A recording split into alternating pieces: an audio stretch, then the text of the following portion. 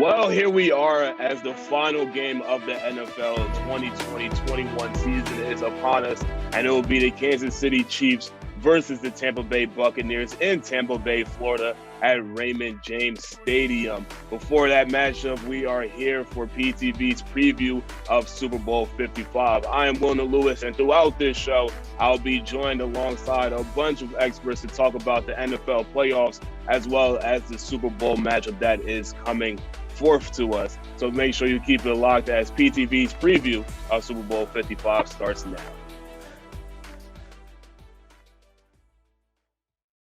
Welcome back to PTV's preview of Super Bowl 55. I am Wilnir Louis, and now I'll be joined alongside Brendan Balsamo and Ryan Johnston to talk about the NFL playoffs as a whole. So first and foremost, even before we get to that, Brendan and Ryan, how are you guys doing today? Doing good. I'm excited to talk some football. I'm excited for the Super Bowl. It's going to be a good one. I'm excited to see, the vet go against the kid. So it should be exciting to talk about, what just happened in the playoffs. Yeah, I'm doing well too. I'm excited to be here with you, lovely gentlemen, and I'm definitely ready to talk some football.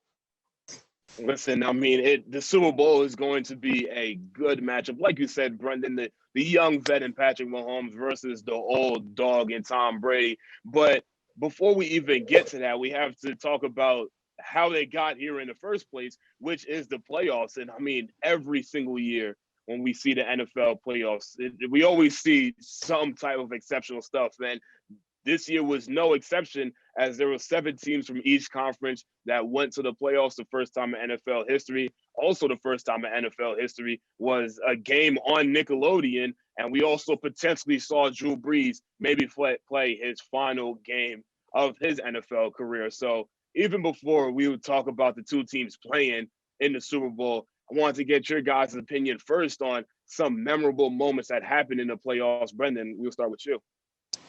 Probably the most memorable thing for me was the Nickelodeon game, because they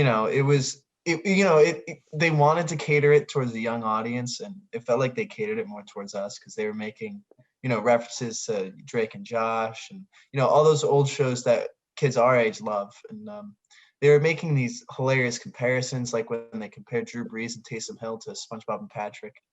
Like our generation always grew up loving. Like people like us grew up loving Nickelodeon shows, grew up loving sports, and a fusion of the two just made it so special. My memorable moment for the playoffs was the potential last game of Drew Brees. Definitely it wasn't the way that he would want to go out, because he lost to the Buccaneers. He had a pretty poor game, threw 3 interceptions in it, but he's definitely going to go down as one of the greatest QBs of all time. I mean, he's thrown over 80,000 passing yards and 571 touchdowns for his career. And he's led the league in QB rating twice and yards per game 6 times. And he's got the hardware to back it up. I mean, we all remember the Super Bowl that he won with the Saints back in 2009, 2010. And he's made the Pro Bowl 13 times. So, if it is the last time that we see Drew Brees on the gridiron, it would be a bit of a disappointing way for him to leave. But he's had a legendary career, and he's definitely a Hall of Famer in my eyes. And I think, honestly, those are 2 perfectly great answers. I mean, that Nickelodeon matchup, I mean, the way that they were able to present it, we thought it was to cater to a younger audience. But honestly, like you said, Brendan, it was for more people more our age, that 18 to 25-year-old demographic. And Ryan Johnston, I mean, Drew Brees has been in the league for a majority of our lives. So to see him, potentially hang up the cleats for the last time, is going to be a very, very sad sight. I'll say for me, I mean, the Browns and the Bills. I think those are 2 teams that really benefited and really was a dominant force in the playoffs. And those are 2 teams that we're not usually accustomed to seeing in the playoffs. But for them to make it to this year's playoffs, the Browns winning, beating the Steelers in the fashion that they beat them, and then the Bills, unfortunately beating the Ravens in the fashion that they did. I think those were 2 very, good teams. And we see throughout the playoffs, we see these teams that might not be on everybody's radar at the start of the season, and they make it to the playoffs and they're one-hit wonders. Or we see teams that make it to the playoffs, but then start regressing and start being towards the bottom of their division, the bottom of the conference. So, Ryan, to start with you, what's one team from this year's playoffs that you would think, can improve and potentially make the run to that final game next season? And what's one team that we just think is, we've seen them this year and that's all they're going to get? For the progress, and you actually mentioned one of them, I'm going to go with the Cleveland Browns. They're a young team, and they're absolutely explosive in the run game. They're really, really dominant on the ground. And, Baker Mayfield actually had a decent season this year. He threw for slightly less yards, only about 3,500 when he threw for 3,700 last year. But his interceptions dropped 13 from 21 to 8. Last year, he almost had as many interceptions as he did touchdowns. This year wasn't even close. He had a much more efficient season, and that's really what propelled them to the top. And I mean, Nick Chubb had another great year. He had 12 touchdowns and 1,000 yards. And Kareem Hunt, former Chiefs player, also had another great year for them. I mean, their defense isn't amazing, but they're pretty young. They've got a superstar in Myles Garrett, and I think they can really, really turn up next year, for lack of a better word. They had Odell Beckham Jr. out for most of this year, and I think he's going to be a real key point for them on offense moving forward when he comes back. For regressing, I don't know if this team is going to regress as much. I think they're going to stagnate a little bit, maybe regress slightly. And you're not going to like this one, Wilnir, but I'm going with the Baltimore Ravens. I know I've made fun of them a little bit in the past. I think I called Lamar Jackson a running back on the playoff preview show that we had. But I'm not a huge fan of the Ravens' game plan on offense. I think they're a little bit too one-dimensional. And they have been the same over the past few years, and it just hasn't worked. And it doesn't look like they're making a whole lot of changes moving forward. They just released Mark Ingram, who was probably their best running back over these past few years. He was a Pro Bowler for them in 2019. And I know J.K. Dobbins, they tried to phase him in a little bit over last year, but it's going to be, I think, a difficult year for Ravens fans next year, because I don't think they're going to see the progression that they want out of this team. So for me, for a team that's going to progress, I went with the Rams. They made the playoffs. They beat the Seahawks in the first round. And then they picked up Matt Stafford to, hold it down a quarterback. Last year, they had the third youngest team in the league. They have a nice young core. And when you look at the Seahawks, who had the 25th youngest team in the league, they couldn't put them away in the playoffs. And if the Seahawks are getting older and the Rams are still that young, it's going to be hard for the Seahawks to continually put them away. And as for the team I see regressing, unfortunately, I'm going to stick in the AFC North. I'm not going to say the Ravens because, on the contrary to Ryan, I don't think they're done yet.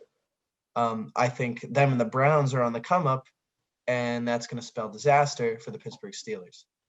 Big Ben's getting old. They have tons of talent, no doubt, but they can't put it together year in and year out. They've made the playoffs how many consecutive years? They're in the middle of the pack in terms of age in the league. But, they're not getting any younger. And meanwhile, the teams that they're facing off with in their own division are young and getting better. So that's what I think is going to be like next year. See, Ryan, I'm disappointed that you would say the Ravens. I mean, I completely agree that the offense is absolutely garbage, to say the least. But I honestly could see them making divisional round again, hopefully the conference championship. And then, Brendan, I mean, your point about the Steelers, I do think that, this Steelers team defensively got it. Offensively, there's going to be a lot of question marks for them, especially for Ben Roethlisberger. I think in terms of a team that I think is going to improve, I think the Washington football team, defensively, I think they got it. Offensively, they just need to find ways to pick it up a little bit more. They had a whole lot of issues at quarterback, and hopefully they could address that during the offseason. And then, meanwhile, a team that I could see regressing, I think – I don't know if we're going to continue to see the way that the Buffalo Bills have been able to turn it on throughout this year. I think we're going to see them potentially regress a little bit. But that was it for our NFL playoff preview. Now, when we come back, we're going to get more in depth about the Super Bowl and the teams that are going to be playing this Sunday in Tampa Bay.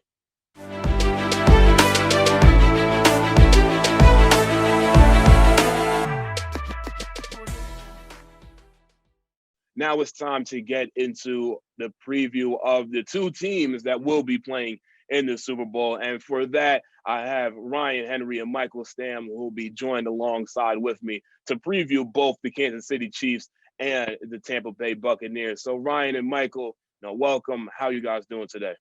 I'm doing great. I'm excited to talk about these two teams because these two great teams. I'm having a great day as well. I'm excited for this matchup on Sunday. It should be a very exciting matchup in a close game. And again, these are two teams that we have seen throughout this year kind of follow similar but different paths. And starting on the AFC side with the Kansas City Chiefs, I mean, they're back in the spotlight and back in the big game once again. We saw this Kansas City Chiefs team make it to the Super Bowl and win the Super Bowl last year and did not blink twice during the regular season, finishing with the top seed in the AFC and only having two tough losses, one loss to the Raiders where the Raiders just beat them in a shootout, and then their other loss to the Chargers in Week 17 without starters, including Patrick Mahomes. And they didn't really coast to the Super Bowl. They did have a little close matchup against the Browns and even kind of against the Bills. But all in all, they're able to make it to the spotlight. So, Michael, with the Kansas City Chiefs, how is this team able to take that success that they had just a year prior and able to take that into the regular season and into now this Super Bowl playing this Sunday? 100%. I mean, this team is almost the same exact team we saw in Super Bowl 54 just 1 year ago. They retained 20 out of their 22 starters from 2019. So a lot of these guys, they're in their second Super Bowl right now. They were on the team last year. But to get into the depth of things, it all starts with the main guy, right? Quarterback, Patrick Mahomes. He just proves time after time that he is more than just a special talent. He is a special player, and he's going to be one of the best, it seems, in league history. At 4,700 yards this year, 38 touchdowns, only threw 6 interceptions. He's a great player. He's more than just a great player, and it's showing when you lead your team to 3 straight AFC Championship, 2 straight Super Bowls, that you're up there with some of the greats. But it's not just Patrick Mahomes. I mean, he's a great player, but we need to talk about the guys he has around him. And his running game and receiving threats really are some of the best. And we could start with the receiving threats. They have 5 guys having over 400 receiving yards, 2 of the best in the league. They have Tyreek Hill, I think the best deep threat in the game, one of the fastest guys. He had 1,200 yards, 15 touchdowns. They also have, in my opinion, the best tight end in the league in Travis Kelce. He had over 100 catches, 1,400 yards, 11 touchdowns. But it's not just those 2 guys. Those guys, they're going to move you down the field. They're going to do their jobs. But it's the smaller guys, too, that really allow this team to go 14-2 and have another great season. Guys like McCole Hardman, Sammy Watkins, DeMarcus Robinson, those wide receivers that don't put up the big stats, but game after game, one of those guys is going to just stand out and have over maybe a touchdown or have over 50 yards and lead their team to that win. Then we talked about, the Kansas City Chiefs last year and the Super Bowl run that they were able to have. And they had to actually come back in the fourth quarter, outscoring the 49ers 21-0 in that Super Bowl. But on the opposite side of things, we have a man that very much knows Super Bowls in Tom Brady, going to his 10th Super Bowl, this time with a completely different team in the Tampa Bay Buccaneers. And, Ryan, this was a team that, people saw Tom Brady get added onto the roster and they're like, maybe they could be a Super Bowl caliber team, but they had a lot of issues starting off the season, losing a couple of close games, but then they really found their stride towards the back half of the regular season and then into the playoffs. Again, a couple of close games in the playoffs, but again, when you have Tom Brady at the helm, anything is possible. So Ryan, just talk a little bit about this Buccaneers team and how they found themselves gelling throughout the season, making it to the Super Bowl. Yeah, you mentioned it. This team early on struggled a bit, and I think that has to do with, Tom Brady getting to a new system, Bruce Arians' offense. This offense creates a lot of turnover issues, even regardless. We obviously know Jameis Winston threw 30 picks last year, but, he didn't get the regular offseason to progress, get the chemistry with his receivers. But, once they lost that Saints game 38-3, I believe, they just started clicking. And I think that's due with, Tom Brady getting used to this new offense.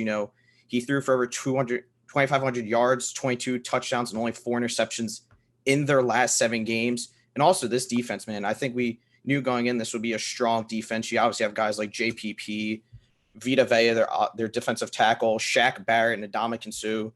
But, this team was forcing turnovers. They forced 12 takeovers in the past 7 games. They're getting to the quarterback a lot. We obviously saw that in the Packers game. So, we saw this team early on. They had the potential to do something because they just had the talent all throughout their team.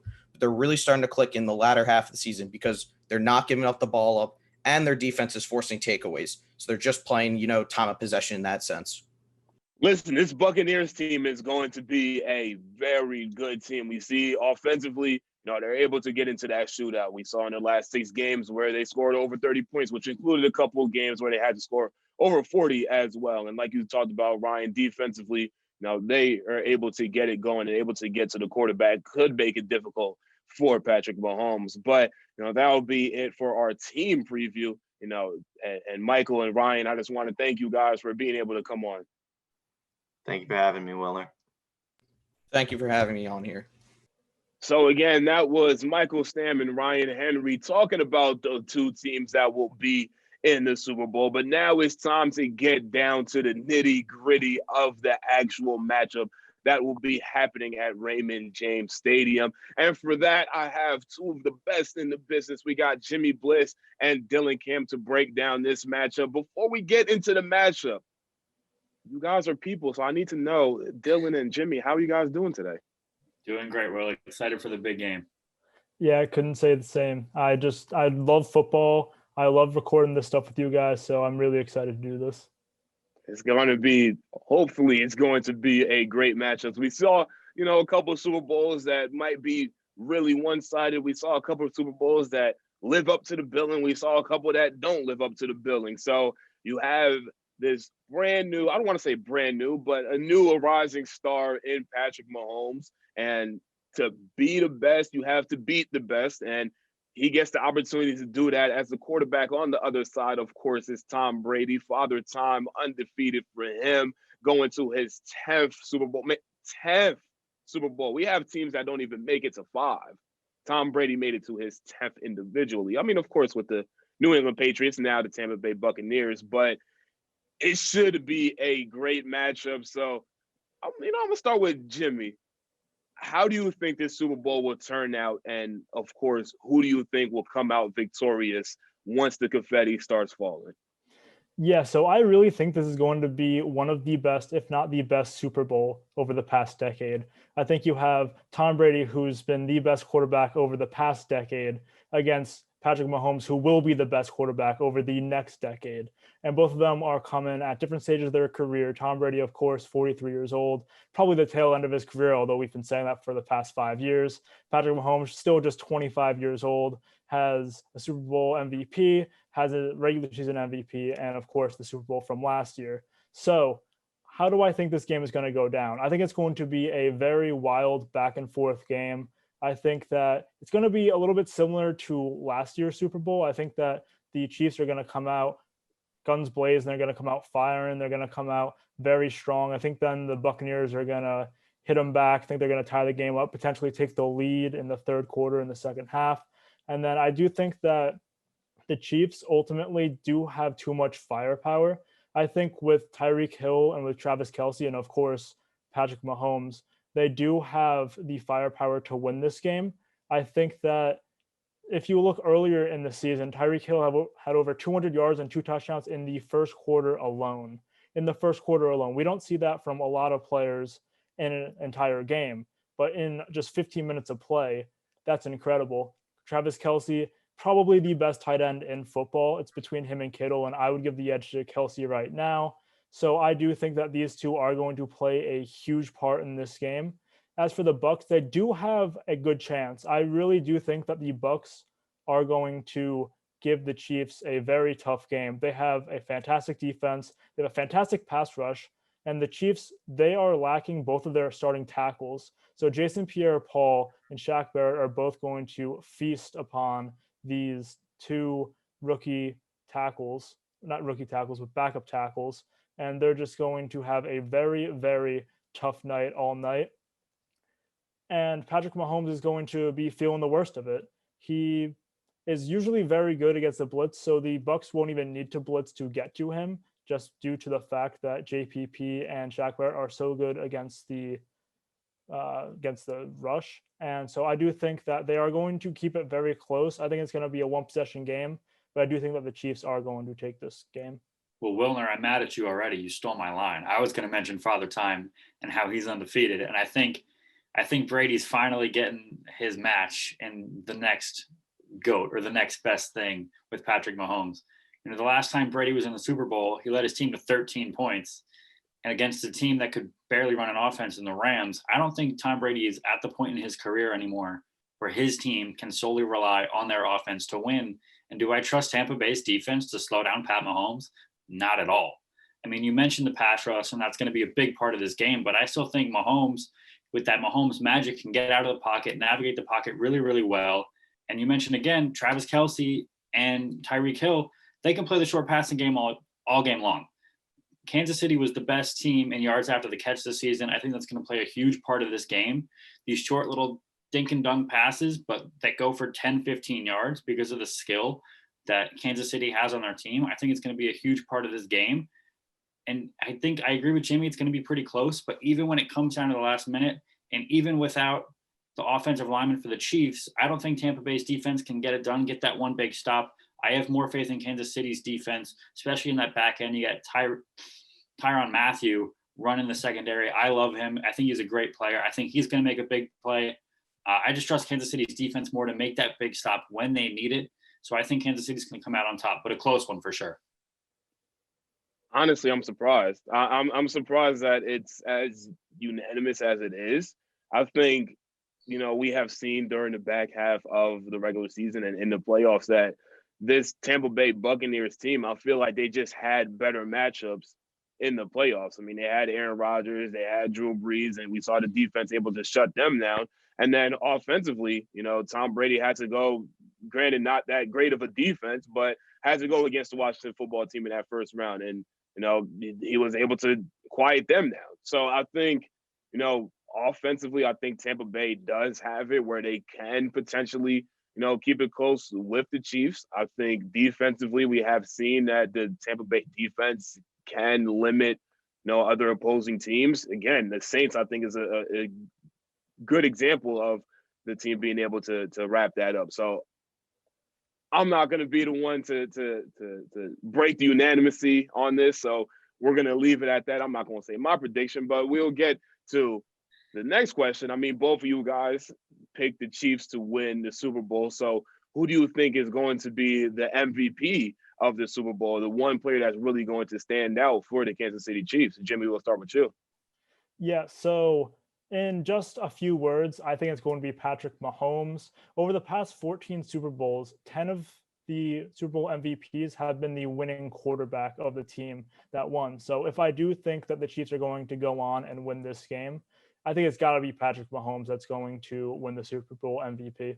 I don't think he gets it in back-to-back years. I don't know when the last time that was. I probably should have looked up that stat, but I don't think Mahomes gets it in back-to-back years. I think I mentioned yards after the catch. I think that's going to play a huge part of this game, and I think it's going to be the speed burner Tyreek Hill that gets Super Bowl MVP. I expect him to have a huge day like he did the first time, just a boatload of yards, at least one touchdown. So I think whoever decides this is going to realize, listen, yards after the catch was more important than Patrick Mahomes because he's not going to have time to throw it deep downfield. So I think it's going to be Tyreek Hill using that speed, beating Tampa Bay's defense, and he's going to win Super Bowl MVP. I think if Patrick Mahomes does win back-to-back MVPs, I think that you're going to have to put him into the conversation. Granted, he only played a couple of years, but you are going to have to throw him in the conversation as one of the best quarterbacks that we have seen in the NFL. Easily one of the best young quarterbacks that we have seen in the NFL. So, I want to thank Jimmy for being on, to talk about the Super Bowl. And we get to keep Dylan for this next segment and also be joined alongside Joe Lakhman for the last segment of our show. And of course, it will be the sports betting side of things because the Super Bowl is one of the most bet on events in all of sports. So before we even get to that, Joe, I want to ask you, how are you doing today? I'm doing pretty good. I'm excited for a really good Super Bowl on Sunday. Again, we were previewing it, throughout this whole show, but now it's time to get to the nitty gritty, the stuff that could potentially put some money in your pocket. So the first and foremost thing, the over and under line. And I feel like that's usually one of the main things that people would like to put a bet on. The Chiefs are 3-point favorites in this Super Bowl. And, overall, the over and under line is standing right now at 56.5 points. So, Dylan, to start with you, you did pick the Chiefs to win it. Do you think the Chiefs will actually cover, 3 points? And what side of the over and under line are you on? Man, that 3-point spread is tough. It's really close because I think it's going to be a super close game. And I have it coming down to that one possession, like 3 or 4 points. I think the Chiefs will cover the spread, but bettors are probably going to have to sweat that one out because I think the Chiefs are probably going to score last. So they're probably going to be down and then eventually finally overcome that spread. Over underline, another one kind of close. I think it's going to be under.